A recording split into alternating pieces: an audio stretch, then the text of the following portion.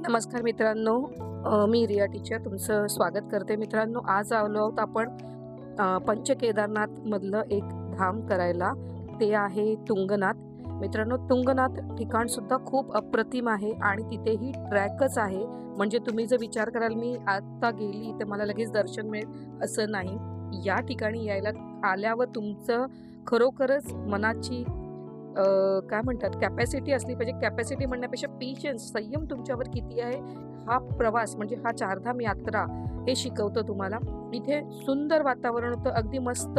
आणि आम्हाला केदारनाथला तेवढं रस्त्याने जाताना केदारनाथ धामला कसं झालं मित्रांनो, खूप प्रचंड गर्दी असल्यामुळे खेचर, पुन्हा घोडागाडी, घोडे म्हणा, घोडेस्वार वगैरे आणि पालख्या, माणसांची चालणाऱ्यांची रहदारी ही खूप असल्यामुळे त्या रस्त्यावरनं तो केदारनाथ धामचा तेवढा आनंद घेता नाही आला तेवढा इथे घेता आला. कारण इथे फार कमी गर्दी आणि ट्रॅक तसाच, फक्त एवढंच की आपण 6 किलोमीटर ते 7 किलोमीटर ट्रॅक आहे असं म्हणतात. पण मी खालीच पायथ्यालाच मंजुरी दिली की मी खेचरनेच जाणार, मी काही चालत ट्रॅक करणार नाही, कारण मला जमणारच नाही. कारण का मित्रांनो, माझ्या आधी माझ्या 2-3 मैत्रिणी आल्या होत्या आणि त्यांनी मला सांगितलं होतं की अर्ध्या रस्त्यात गेल्यावर आपल्याला घोडा खेचर काहीतरी करावं लागतं. तर त्याच्यापेक्षा की बेटर वे की तुम्ही तेव्हापासूनच म्हणजे तुमच्या बिगिनिंगलाच तुम्ही जर केलात, प्रवासाला सुरुवात करायच्या आधीच तुम्ही जर तयारी दाखवली तुम्ही घोड्याने जायची तर बरं होईल. कारण काय, अर्ध्या रस्त्यात घोडा कोणी देत नाही, खेचर कोणी देत नाही. शिवाय काही जणांनी दिले मध्ये तुम्हाला तर ते सुद्धा त्याचे चार्ज जास्त आहेत. पण रेअर केसमध्येच मध्ये घेतात, शक्यतो घेत नाही मित्रांनो.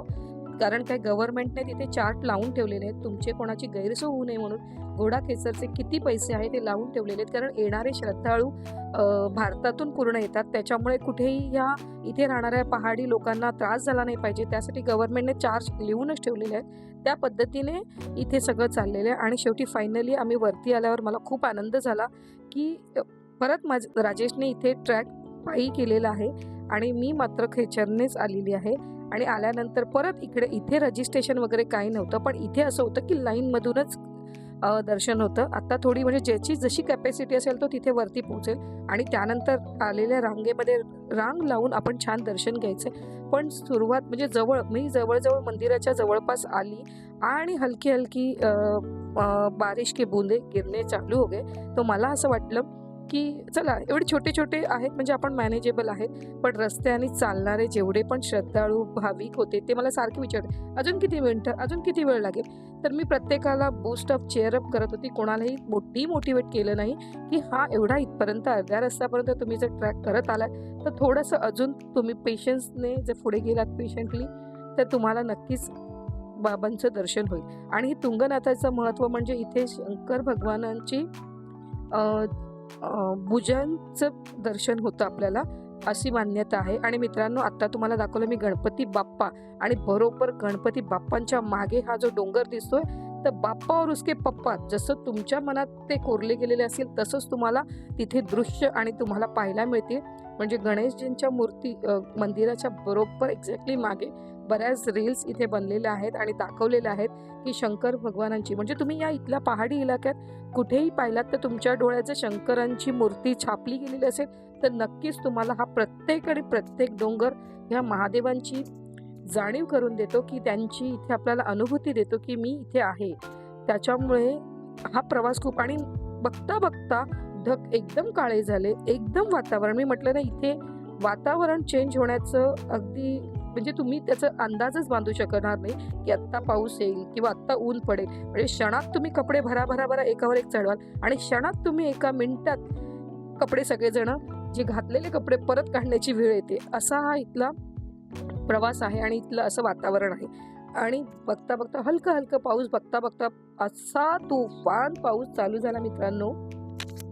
आणि असा सुखकारक प्रवास या ठिकाणी आम्ही केलेला आहे. आणि खाली उतरता अगदी खूप ओले चिंब झालो, परत उतरायला सुद्धा 1.5 ते 2 तास लागतात मित्रांनो. तर त्याच्यावरून अंदाज बांधा की किती आहे ते उंचावर. आणि खरंच आहे की जे पंचकेदार हे म्हणजे शिव भगवंतांचं काय आहे की त्यांच्या शरीराची पूर्णपणे प्रत्येक ठिकाणी त्यांचे अवशेष सापडून तिथे तयार झालेले हे शिवपिंड आहे. तर मित्रांनो, मी गेल्या 2-3 वर्षापूर्वी नेपाळला जाऊन आली. तर नेपाळला त्यांचं वरचं आपलं धड हे पूर्ण इथे आपल्या केदारनाथ धामला म्हणजे ह्या उत्तराखंडात पडलं आणि त्यांचं डोकं हे नेपाळमध्ये आहे. तर त्याच्यामुळे हे दर्शन झाल्यानंतर नेपाळला जायचं असतं. पण माझी ऑलरेडी माझ्या मम्मीबरोबर, कारण तिची केदारनाथ धाम झालं होतं. त्याच्यामुळे तिने जेव्हा नेपाळ केलं तर आम्ही पण तिच्याबरोबर हे नेपाळ केलेलं आहे. त्यामुळे माझं झालेलं आहे आणि अशा रीतीने हा इंद्रधनुष्य मला या ठिकाणी चोपता या व्हॅलीमध्ये दिसला. मी तो टिपला आणि फायनली मी पंचकेदारनाथमधलं एक केदार म्हणजे केदारनाथ मुख्य धाम आणि पंचकेदारनाथमधलं एक